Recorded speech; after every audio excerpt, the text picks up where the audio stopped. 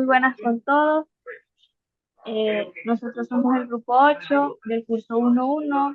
Estamos en bioquímica y nos pueden poner el tema 2.2 sobre el metabolismo de la glucosa.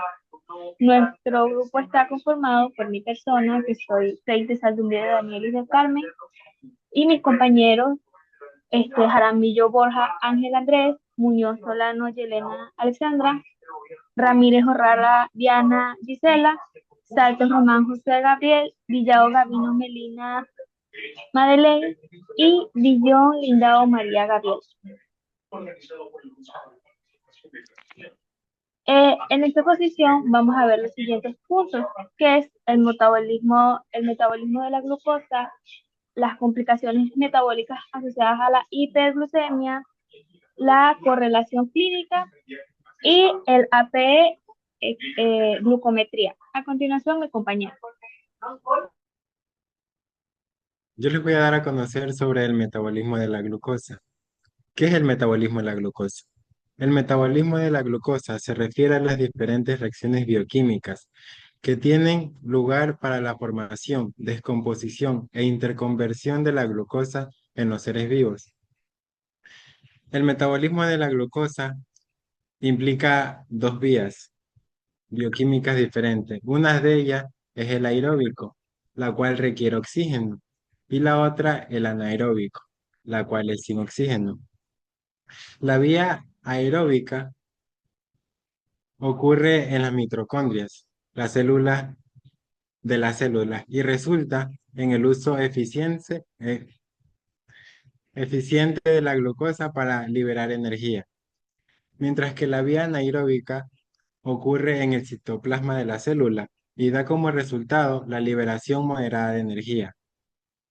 La glucosa es clave para mantener los mecanismos del cuerpo funcionando de manera óptima.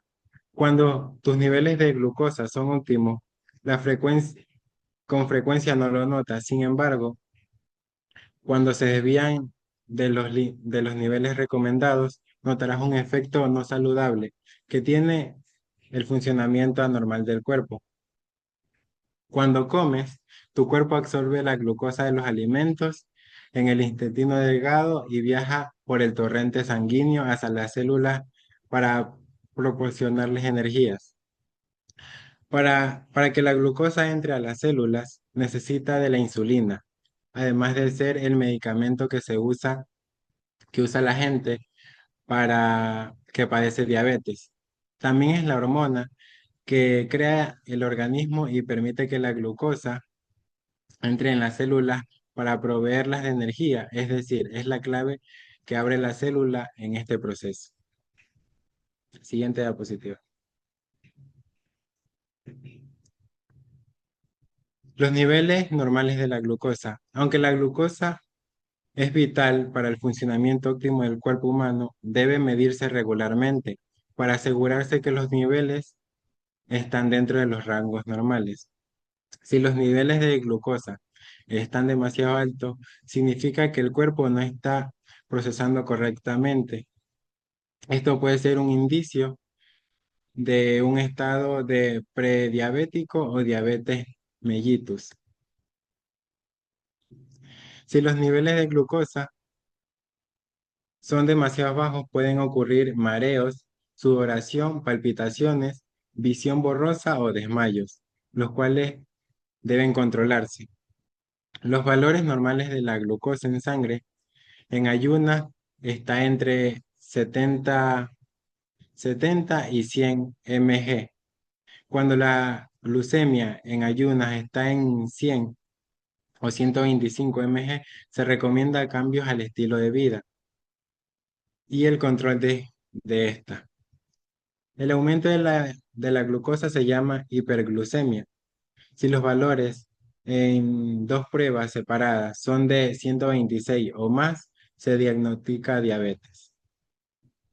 Por el contrario, cuando una persona tiene niveles bajos de glucosa en ayuna, se llama hipoglucemia, siendo este caso niveles debajo de 70 mg.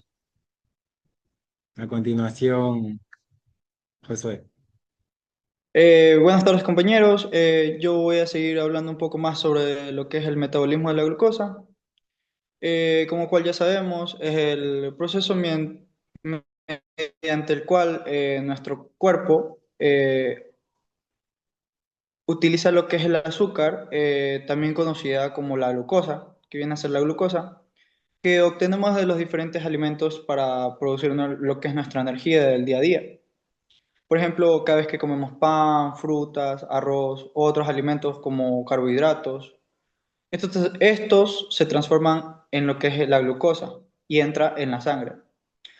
A partir de ahí, nuestras células, con la ayuda de lo que es la insulina, toman la glucosa y la usan como el combustible para realizar los que son nuestras funciones vitales, como moverse, pensar, respirar y mantener más que todo la temperatura corporal. Pero cuando hay más glucosa que la del cuerpo necesita en ese momento, en realidad no se desperdicia. El organismo guarda de cierta forma el glucógeno en el hígado y en los músculos, o incluso se convierte en lo que sabemos que es la grasa. Esto sirve para reservas a largo plazo, es como quien dice un administrador de energía que regula cuándo usarla también. Guarda, libera lo que es la glucosa y nos permite tener energía así hayamos pasado horas sin comer. Así el metabolismo de la glucosa es fundamental para mantenernos activos, concentrados y sanos. Siguiente, por favor. La anterior. Anterior.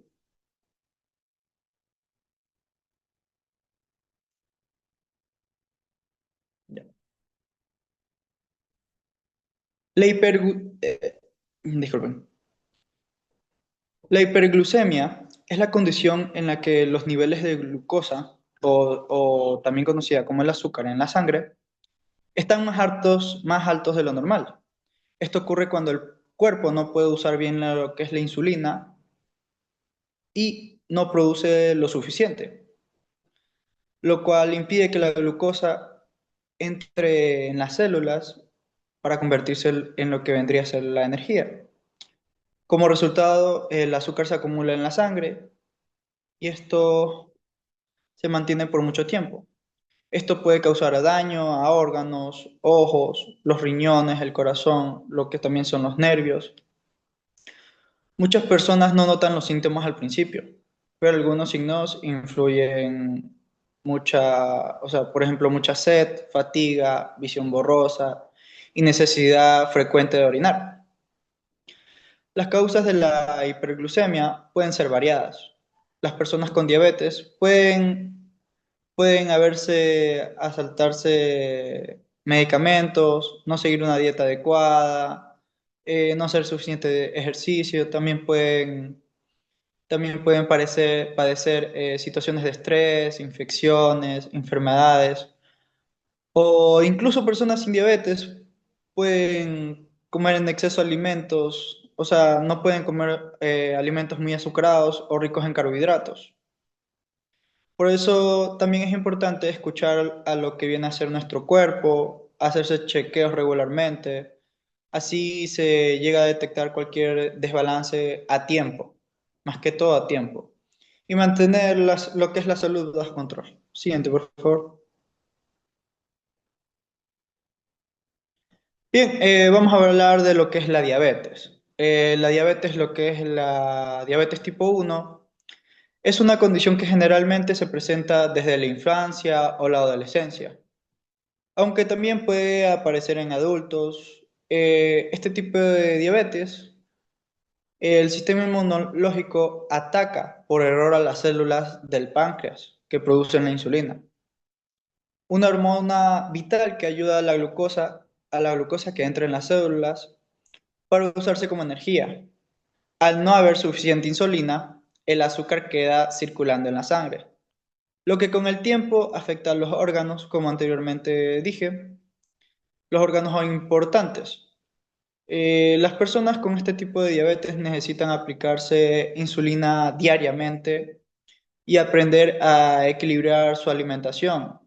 O sea, no comer sano más que todo. Hacer ejercicio, medicaciones, para llevar una vida saludable. Lo que es la diabetes tipo 2, en cambio, suele desarrollarse en la adultez más que todo, aunque cada vez se presenta en personas más jóvenes, debido a los factores del sedentarismo, como vivimos hoy en día, y la mala alimentación más que todo. En este caso, el cuerpo sí produce insulina, pero no la utiliza correctamente, a lo cual se le llama la resistencia a la insulina. Esta forma de diabetes puede controlarse en muchos casos con cambios de estilo de vida, como una dieta balanceada, actividad física y, si es necesario, medicamentos. Ambas formas de diabetes requieren tener un poco de cuidado. Muchas personas llegan a perder la vida también por esto, por no llevar una vida equilibrada y llevar una vida plena y activa. Gracias. A continuación, mi compañero.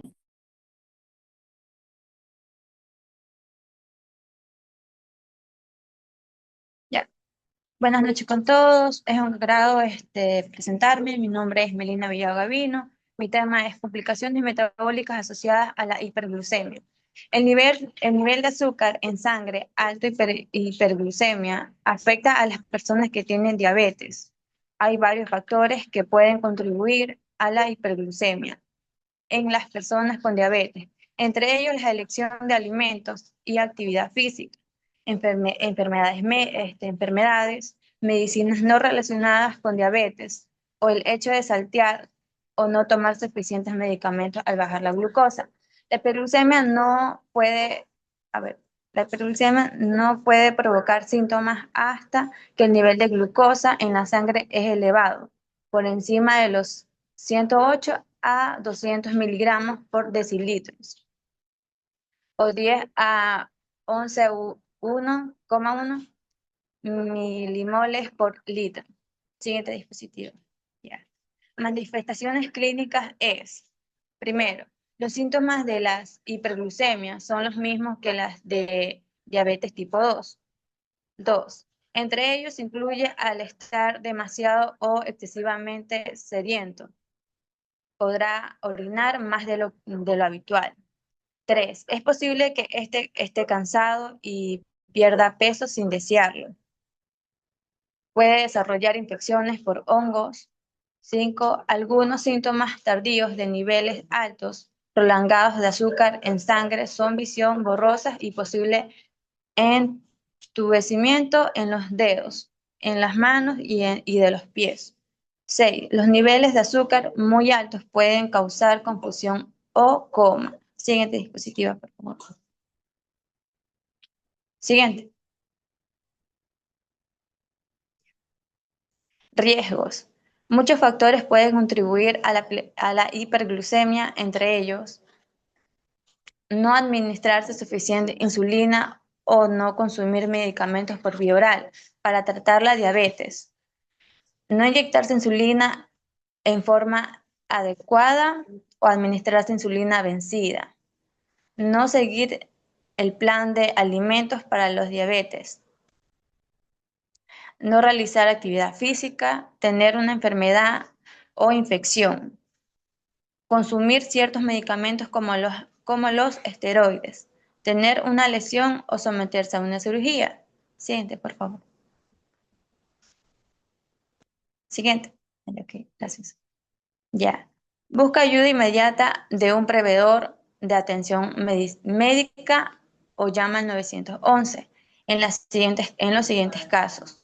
Si tienes diarrea o vómito constante y no toleras alimentos ni líquidos, ni los niveles de glucosa en la sangre están siempre por encima de los 240 miligramos por decilitros y 13,3 milimoles por litro, y tienes síntomas de cetonas en la orina.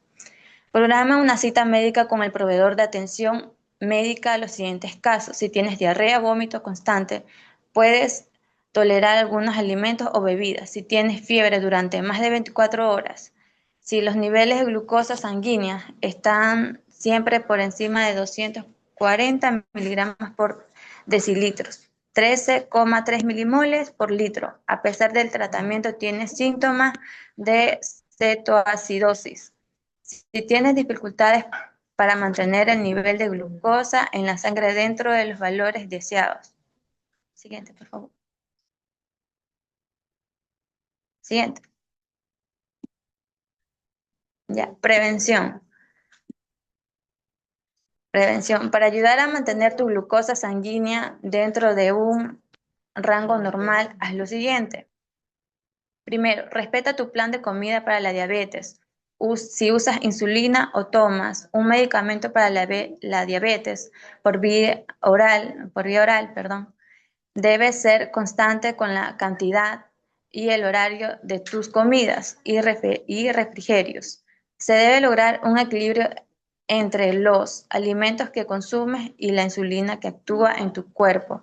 Controla el nivel de glucosa sanguínea según tu plan de tratamiento. Es posible que tengas que controlar y registrar tu nivel de glucosa sanguínea varias veces a la semana o varias veces al día.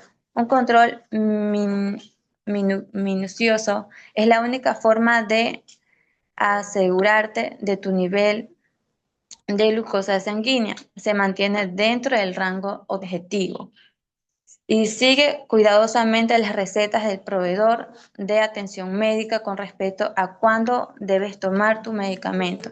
Bueno, eso es mi tema. Gracias con todos.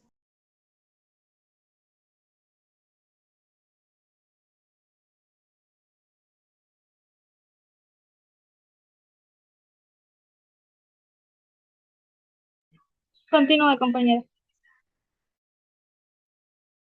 Mi nombre es Muñoz Solano Yelena Alexandra y hoy les voy a hablar sobre un tema muy importante, especialmente para esas personas que padecen de diabetes. ¿Qué es la hipoglucemia? La hipoglucemia se define como una bajada de azúcar en sangre cuando los niveles de glucosa están por debajo de 50 miligramos por decilitros. Sin embargo, hay veces en que los síntomas aparecen incluso con valores normales, si la glucosa baja de forma rápida. Este problema suele ocurrir en personas que están en tratamiento con insulina o con medicamentos orales para la diabetes con sulfonilurias. Siguiente.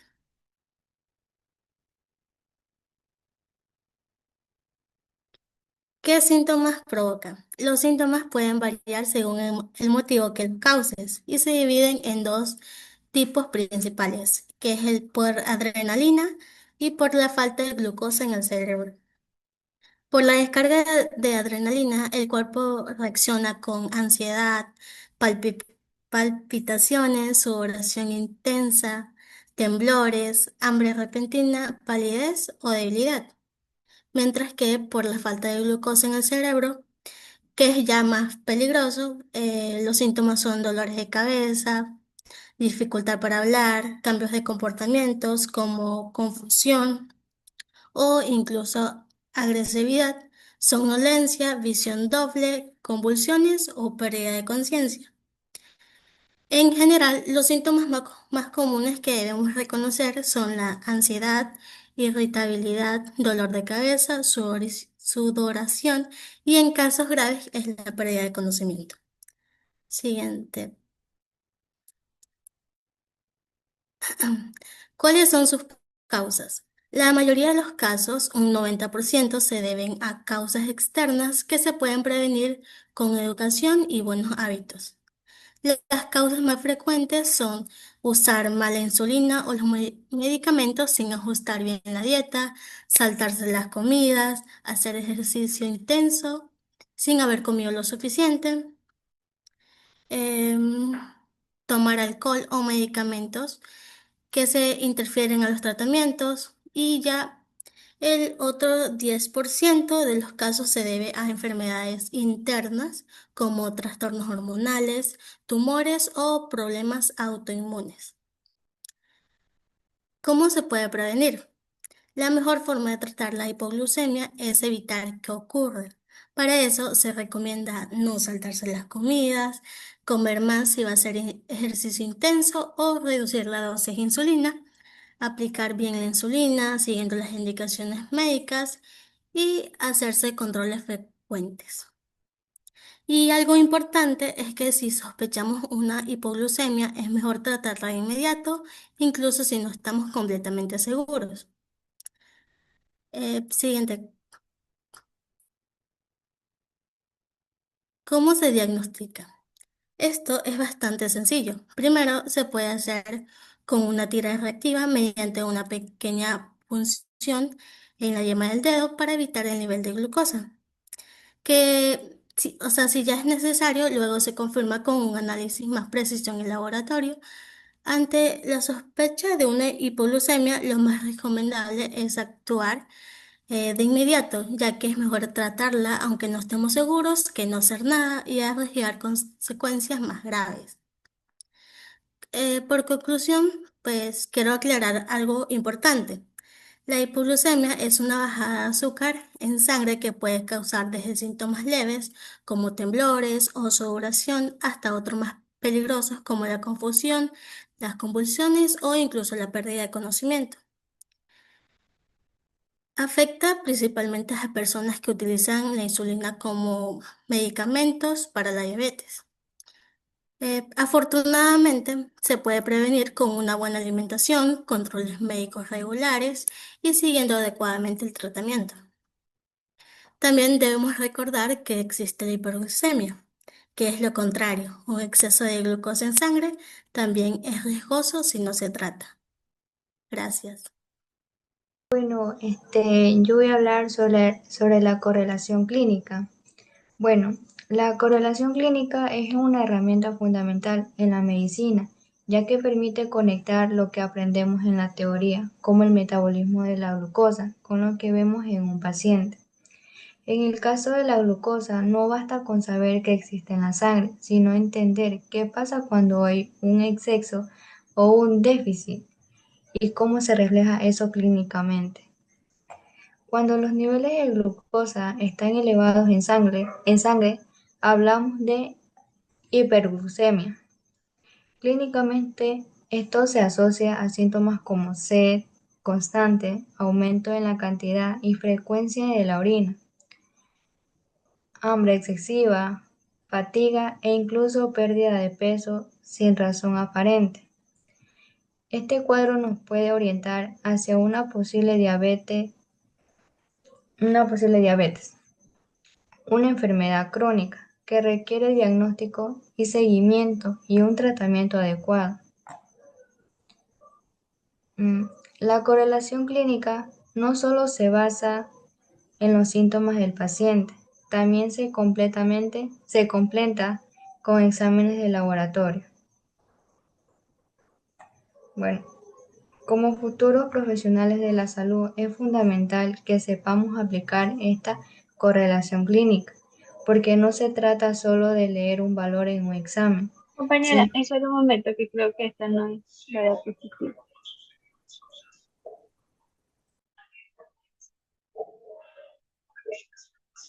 Es que acá me sale diferente. Creo que falta uno. Bueno, puede seguir, compañera. Disculpa.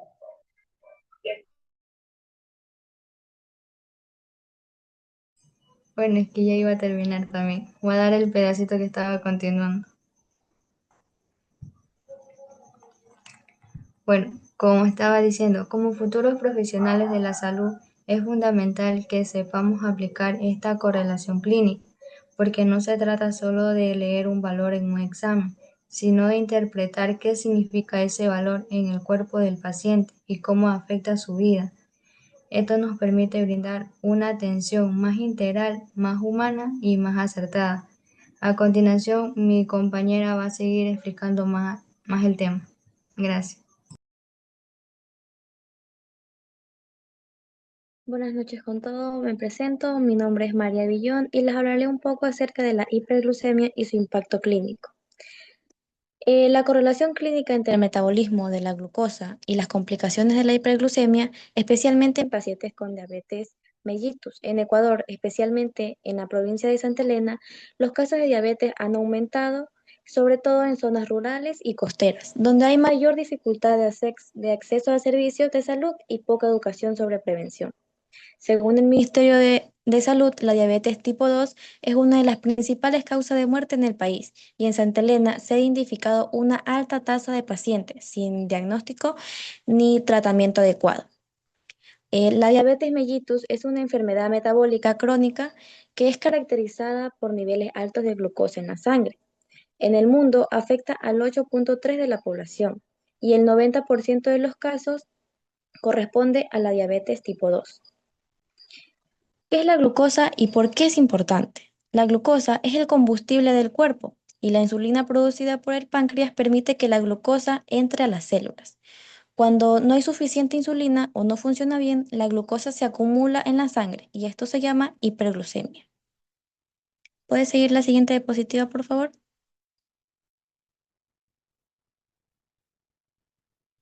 El metabolismo normal de la glucosa. La glucosa es la principal fuente de energía.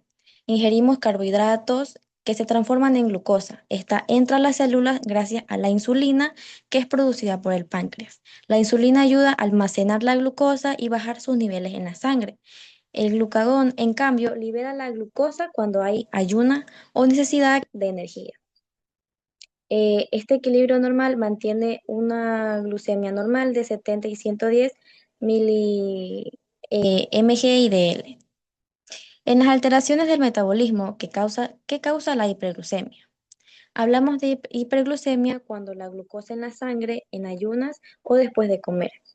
Sus principales causas pueden ser la diabetes tipo 1, que es la destrucción autoinmune de las células beta del páncreas, que es la déficit total de la insulina. En la diabetes tipo 2 hay resistencia a la insulina o secreción inadecuada. También puede haber hiperglucemia por infecciones, estrés o ciertos fármacos o enfermedades hormonales. En Santa Elena, la mala alimentación o la vida sedentaria y el poco control médico contribuyen al aumento de estos casos. ¿Puedes seguir, por favor?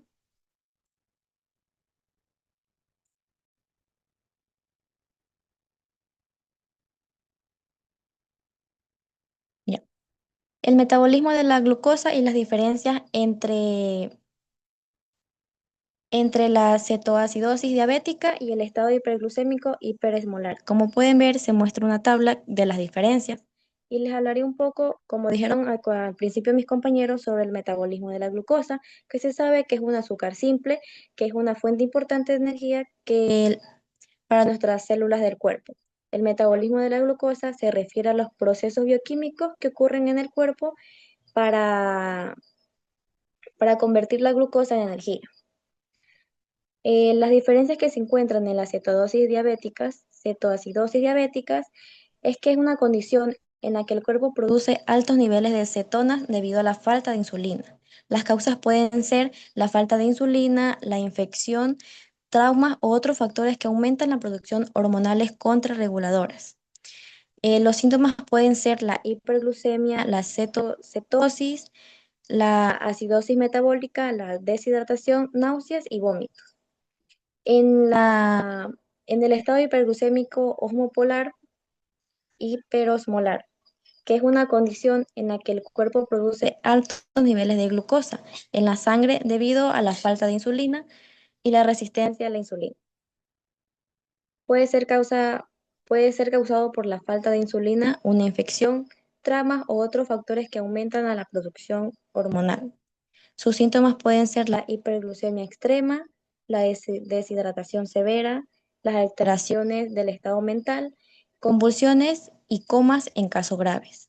Es importante reconocer y tratar las condiciones de manera oportuna para prevenir complicaciones graves y potencialmente pueden ser mortales. Siguiente diapositiva, por favor.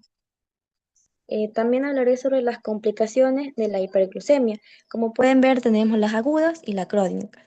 En las agudas tenemos la cetoacidosis diabética, que es más común en jóvenes con diabetes tipo 1, que puede causar vómito, dolor abdominal, respiración rápida y coma si no se trata a tiempo. También tenemos el estado hiperglucémico hiperosmolar, Es más frecuente en adultos mayores con diabetes tipo 2, donde hay deshidratación grave, confusión y riesgo de muerte. En las crónicas podemos encontrar la lesión de vasos sanguíneos como el micro y macroangiopatía, que donde se encuentra la retinopatía, la nefropatía, neuropatía y enfermedades cardiovasculares. También podemos tener problemas con los ojos, riñones, los nervios y el corazón. También aumenta el riesgo de amputaciones e infecciones, especialmente si no hay un buen control.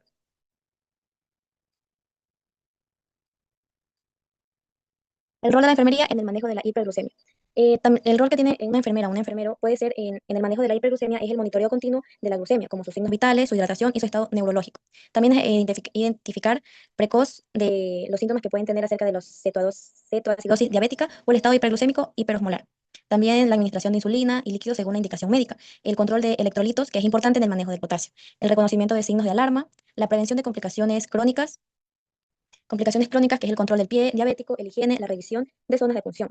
También está el monitoreo de la glucosa capilar por la glucometría, la vigilación de signos de alarma como la sed, la orina excesiva, los vómitos y la respiración rara. También aplica insulina y líquidos según la orden médica y también se enseña a los pacientes a cuidarse de sus dietas saludables, ejercicios, medicación y revisión de los pies. En zonas como Manglar Alto, Anconcito o Chanduy, donde hay menos recursos en el personal de enfermería, se tiene un papel aún más importante para educar a las familias y prevenir las crisis. En conclusión, la hiperglucemia puede evitarse o controlarse con un seguimiento adecuado, pero si no se trata a tiempo puede tener consecuencias muy graves. En Santa Elena, fortalecer el rol de la enfermería es importante para mejorar el diagnóstico, tratamiento y la educación sobre la diabetes, prevenir complicaciones, salvar vidas y mejorar la calidad de nuestra gente. Detectar a tiempo puede salvar vidas. La enfermería es clave para esta misión. Gracias. Bueno, muy buenas. Yo le voy a hablar sobre AP glucometría. La glucometría es la medición de la glucemia, que la conocemos comúnmente como el azúcar, que se realiza mediante la extracción de una gota de sangre, utilizando un instrumento que lo llamamos el glucómetro. Esta medición es de gran utilidad para las personas que padecen de diabetes, ya que permite conocer los valores de glucemia y por lo tanto también saber su estado de control para tomar decisiones al respecto de su tratamiento, su dieta, medicamentos, actividad física, entre otros. ¿Cómo funciona esto? Todo dispositivo está compuesto de unas tiras que las llamamos tiras, de las lancetas y el aparato para la medición. El glucómetro mide la glucemia según la intensidad de la descarga eléctrica detectada en la tira. Esta reacción se produce cuando la sangre entra en contacto con las enzimas que contiene la tira, mismas que oxidan la glucosa y liberan electrones que generan una microcorriente eléctrica que nos dice el nivel de glucosa de la sangre. Los pasos que debemos de seguir para medir la glucemia en una persona son los siguientes. Pero antes de nombrarlos, nos debemos de conocer que si bien estos pasos son generales, es importante que se revise el manual del glucómetro que se va a utilizar, ya que algunas especificaciones pueden cambiar según la antigüedad del dispositivo, porque hay dispositivos que son un poquito más viejitos y hay unos que están más actualizados y vienen con unas mejoras. El paso número 1, quiero aclarar que antes de esto es importante que la persona que va a realizar este proceso y la persona a la que se le va a realizar este proceso tengan las manos desinfectadas. De recomendación que la persona que lo vaya a realizar traiga guantes. Esta es una medida de seguridad, pues, que todos deben de saber y que creo que en todos los ámbitos se debe utilizar, no solamente en esto. El paso número 1 es que se debe de obtener la tira radiactiva, la lanceta y el glucómetro para la medición. Sin esto, sin uno de estos elementos no vas a poder pues medir la glucemia en una persona. Siempre tienes que tener estas tres cosas. El número 2 es activar el glucómetro y que se coloque la tira en la ranura correspondiente. El 3, por lo general se obtiene la muestra de sangre por una gota del dedo. este dedo deberá de estar limpio. Tiene que ser lavado con agua y con jabón sin usar ningún tipo de desinfectante o de alcohol. A través del uso de la lanceta se realiza un pinchazo y es necesario apretar ambos lados del dedo para que salga la gota. ¿Por qué decimos que no se puede, que no utilicemos alcohol ni ningún tipo de desinfectante? Esto se debe a que algunos de estos elementos contienen, eh, pueden dejar residuos en la piel que pueden interferir con la sangre, pueden alterar la concentración de la glucosa en la gota de sangre y puede dar resultados que son falsamente altos o bajos. Número 4. Cuando tenemos la gota, colocamos en el lugar indicado de la tira, que como en la imagen se puede ver, aquí la tira tiene una flechita, se debe de poner la gota donde se indica para que la tira absorba y se pueda medir la glucosa. Algo que también es importante es que no solamente se puede medir la glucosa por medio de una gota de sangre que se extrae del dedo, sino que también hay otras zonas que son como que alternas, que es el brazo, también hay otras zonas que son la pantorrilla, los muslos, el antebrazo. En la parte del brazo tiene que ser en la zona externa. Y muy raramente es como que por la parte de abajo del abdomen, que es la menos común. ¿Y ¿Por qué, por qué esto? Los sitios alternativos no son muy recomendados porque pueden dar pues unos resultados menos precisos durante el momento de fluctuación rápido de la glucosa, que por ejemplo esto sucede cuando por la hipoglucemia. El número 5. Esto es dependiendo del dispositivo, el resultado se grabará en el dispositivo. Si no se permite su almacenamiento, se toma nota de la hora y el resultado obtenido.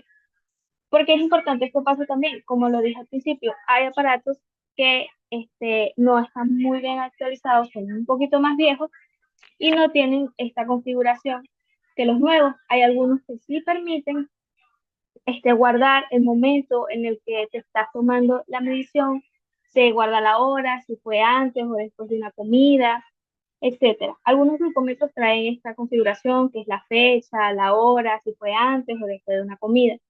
El número 6, que es una vez registrado, es importante este paso que es desechar la lanceta y tirar la tira reactiva.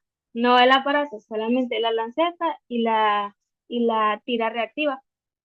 Estos suministros son de un solo uso. Es como si usaras una jeringa para inyectar, no la puedes volver a reutilizar. O unos guantes, no los puedes volver a reutilizar. Ya están infectados, contaminados. Esto evita muchísimas infecciones en la sangre. Aquí tenemos lo que son las lancetas, que son estas lancetas radiactivas. Aquí se pone la gota de sangre y esto lo mide. Aquí también tenemos lo que es la tira reactiva y tenemos el glucómetro. Ajá. Para medir los valores, los parámetros de la glucemia, tenemos los siguientes valores, que son, utilizamos lo que es el milimol por litro, que es mmol por litro por L, o miligramos por decilitro, que es mg por dl. En el caso de la primera, mide la cantidad de una sustancia en una solución. Esta mide la concentración de la glucosa.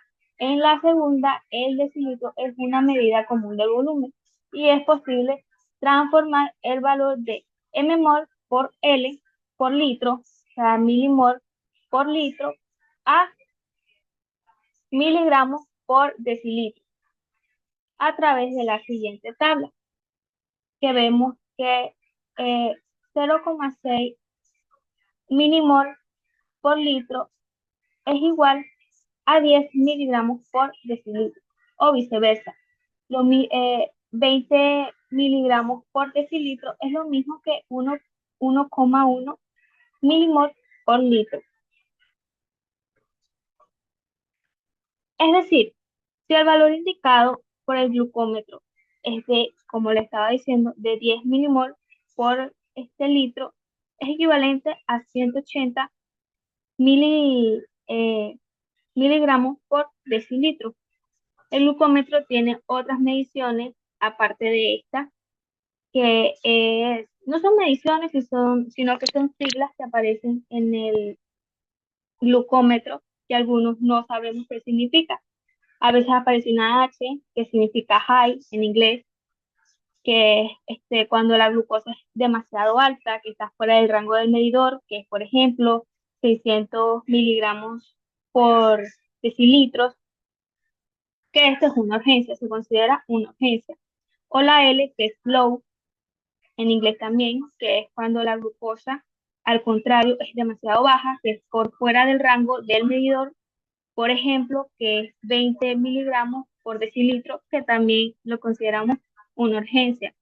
Y tenemos otras, como les dije, que el glucómetro tenía para medir, para agendar cuando fue la última medición, que es antes de la comida, y está las siglas que es AC, que es antes de la comida, que en inglés antes IBUM, que también marca una medición prepandial. También tenemos la PP, que es la postprandial. Tenemos el modo de control, también tenemos BAT, que es la batería, etc. Y en conclusión, tenemos como en conclusión que el estudio del metabolismo de la glucosa y las alteraciones es fundamental para la comprensión de numerosas condiciones clínicas que afectan de forma directa la calidad de vida de los pacientes, especialmente aquellos con diabetes. A lo largo de esta exposición se ha evidenciado cómo la correcta regulación de la glucemia permite mantener el equilibrio energético del organismo, mientras que su descontrol puede derivar en complicaciones graves, tanto agudas como crónicas. La hiperglucemia y la hipoglucemia no solo representan desequilibrios bioquímicos, sino que también desafíos clínicos que exigen una atención integral por parte del personal de salud. En este sentido, la glucometría se presenta como una herramienta indispensable para el monitoreo constante, permitiendo tomar decisiones informadas y oportunas. La labor de enfermería, mediante el control, la educación y el acompañamiento del paciente, cobra un rol protagónico en la prevención y tratamiento de estas afecciones. Por ello, comprender estos procesos no solo en su dimensión teórica, sino que también desde su aplicación clínica fortalece la formación profesional y potencia una atención de salud más humana, segura y efectiva. Muchas gracias.